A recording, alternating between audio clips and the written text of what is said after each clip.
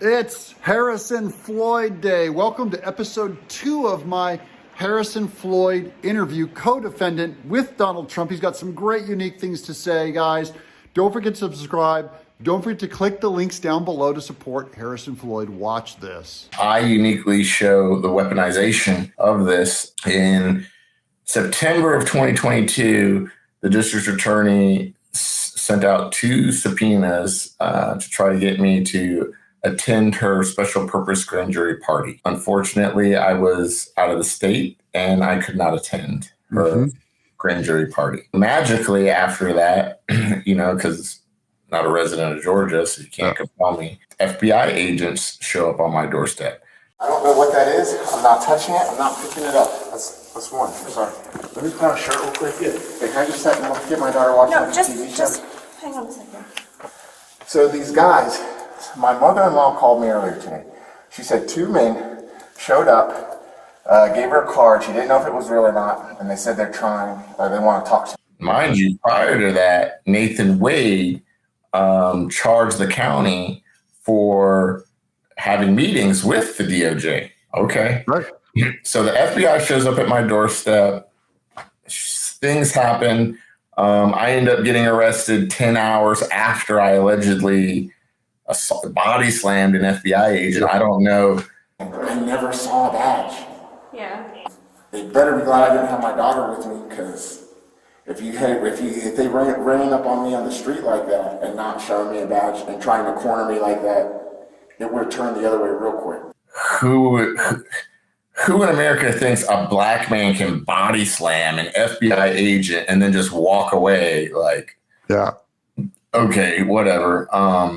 But I wasn't arrested immediately. I called 911. When they found out that I called 911 on them, they filed the charges against me. Did you chase after him in the stairway and have a confrontation with him? Did you get in anybody's face and push him or chest bump him? I did not push. I did not shut. I didn't touch. I think I need to let my lawyer have a further conversation with you guys. Listen, I am a detective in Montgomery County. Here's my badge. These guys are officers of Rockville City, and this is an FBI agent. I do have an arrest warrant for you right now, okay? Okay. So, I'm hoping you can be a gentleman. Listen, it's for second-degree assault. I'm the one that called and asked for I help. understand. When you look at the subpoena is administratively defunct. There's a lot of it's. When this all comes out, you're going to be blown away. It doesn't look like a real subpoena. It's not a real subpoena. So they who put that together then? Was it done in the field, like out in the car or something? Jack Smith's name's on the bottom of it, so he's going to have to come and talk to us about this. So, anyways, it's pretty apparent that their job was, from that and from other audio that we have, their job was to come and try to cultivate a situation where there was a reaction. Yeah. And try to do something. I think Harrison Floyd is doing a great job for America, and I hope we can support him. My lawyer is a very great fiduciary advisor. This money is not coming directly to me. It's going to them. And then, of course, if you can give a couple bucks or a lot of bucks, let's go. Okay, so getting back to, I want to talk about you personally. What's your faith? What's your religion? What's your background? Episcopalian or Presbyterian. How long you been saved? I actually got baptized the day that I found out that I got indicted. You had a come to Jesus moment. No, I didn't have a come to Jesus moment. Actually, God put me in the right place at the right time. I was at a Christian retreat in the Rocky Mountains in Colorado with Jack Brewer, and I was cut off from everything. I was surrounded by young black men that needed to be inspired, and also men who were previously justice involved. And so the evening it happened, I had already been there a day, and we were working with these young men. Later that night, I went into my cabin, and my Twitter had blown up, and what's going on? And I figured it out. And the next morning, I was just like in shock, and talked to Jack, and there was God. This is when I saw God had a plan for everything, man. He's definitely using you, and it might just be to save America. I mean, I really believe, like, in the rule of law. I appreciate the optimism in you, because there's a lot of people that are going like, "It's over, give up." It's not over until you law. Yeah, it's not over until you give up. And so, the day that the morning that I had woken up after finding out, I'm surrounded by young Black men that need to see me be strong. I'm surrounded by people who were previously justice of all that said, don't worry, the system's corrupt, but you can make it.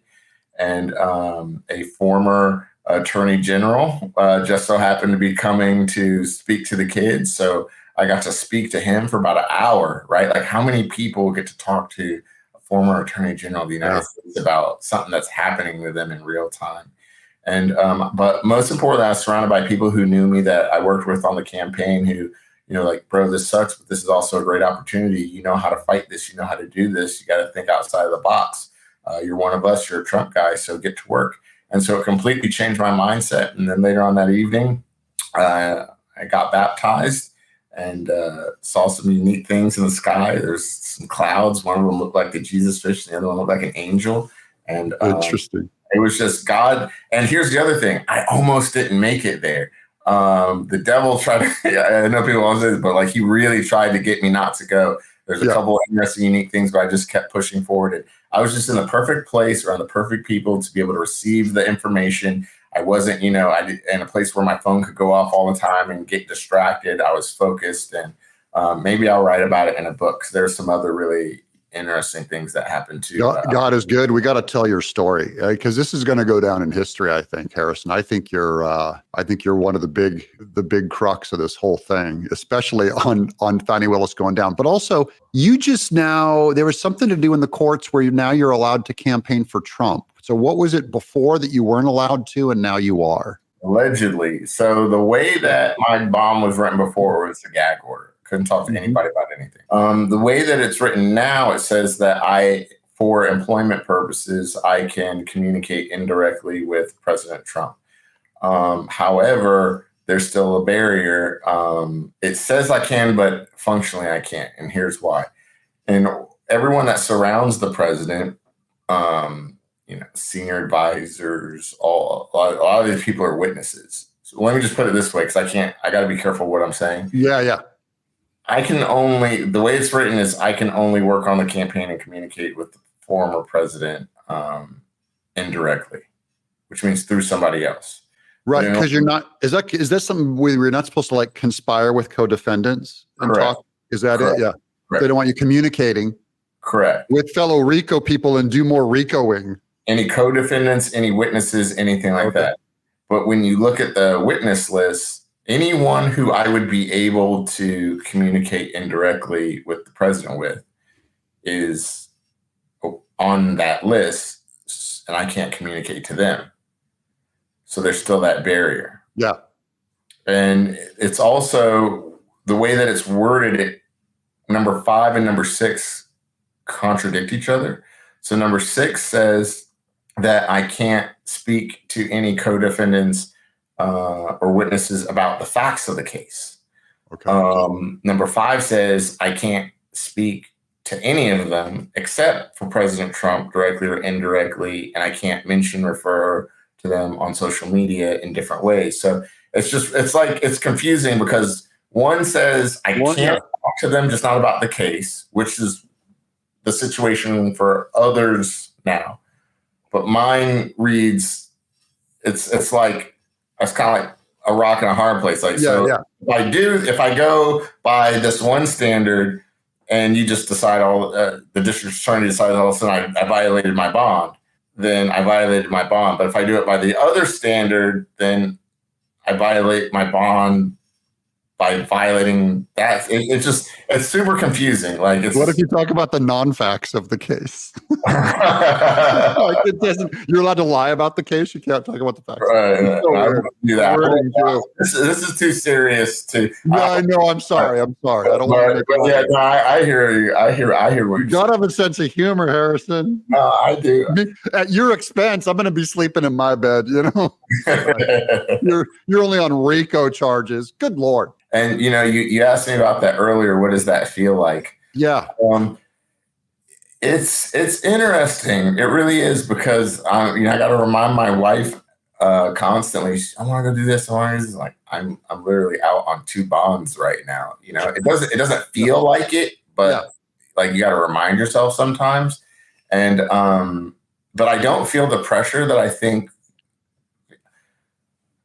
I'm glad it's happening to me because God prepared me my whole life for this. I think so too. Whether it's being in jail and having been in the Marine Corps, gone through Marine Corps boot camp, and a lot of other things I'm just better suited, mentally prepared to go through this. So you're going on behalf of us, of weaker men than you, Harrison. You're the right guy for the job. So I'm glad it's happening to me. It doesn't hurt as bad as I think it would other people. The way that I view it, it's like buds, Navy SEALs training. As long as I don't quit and just keep treading water and keep going, it's eventually going to stop. It has to, Yeah. So and when it does stop, as long as I don't quit, then that means I win. So just got to keep treading water. Yeah. I don't think they've got enough stuff to make it stick. And if they do, it will be a horrific event for America. If they can pull this one off on Trump and those co-defendants, RICO charges. I'm a patriot. I love my country. I'm red, white, and blue, rah, rah, wave the flag. And seeing these court cases, it really was a punch in the gut as a patriot. Well, like Benjamin Franklin said, we have a republic if we can keep it. And so I think I'm always of the mindset, being a mixed martial artist, that you have to do a couple things. You always have to respect your opponent and see what their strengths are and what their weaknesses are. But you also have to look internally and be honest with yourself about what your strengths and what your weaknesses are and see how they line up. And so when I look at our country over the past couple of years, and not just the Biden years, going forward past Bush and Clinton, we can't honestly say that we've been doing the best that we could. That's right. And we need to just say, all right, well, we need to fix that, right? Because there can't be any change until we acknowledge that internally. We should be treating our allies better. We should be treating our citizens better. There are, I think, conservative solutions to a lot of the problems that progressives present. And I don't think we do a good job of having a serious dialogue of what serious change could look like and how we can get there together, right? We just had internet storm right in the middle of Harrison's inspiring pro-American speech. The wind blows and my internet goes down. No, it wasn't the internet. It was a Chinese balloon trying to shut us down. But there's the EMP, everybody. Yeah. But your hope in America and the legal system is, and I agree with you, we've had better times in the past, but I like the no quit, do your job. Real quick, talk about the Marine. You have to know Marines in the military. Military's going woke. Are there still Marines there to do the job, who will do the job? Can I go back and just finish what I was saying real quick? Yeah, go. Then I'll answer that one because I need to chew on that for a second. Yeah. So if I can quickly, I think that there are conservative solutions to progressive problems. We're just not doing a good job of sitting down at the table and trying to figure that out. And what that requires, I think, is of us as conservatives, is to realize that as life goes on and we evolve as people, there are necessary changes. However, how I view being a conservative or a radical pragmatist is there are just some core things, some core philosophies that just you don't touch, right? We can have other ways of limiting and scaling things, but there's just some things that we don't bend on. And so I think we get lost on that and we conflate and confuse those. So I think we definitely need to do a better job, I think, as conservatives, of sitting at the table and saying, okay, well, electronic everything, solar powered everything, plant-based, genetically modified food probably isn't the best way with our current economic structure. But why don't we try and do something different and go to Mars? And that's where a lot of these things could probably really benefit, right? So why don't we work together on something like that? Yeah, I would love to talk about this project that I'm getting ready to launch. It's called the Statesman Project. The Statesman? Statesman Project. So if you go to statesmanproject.com, you can read about it. If somebody gets wrapped up, we already have a partnership with a bail bonds company to get them out. We can set them up with a lawyer for all their pre-trial discovery and stuff.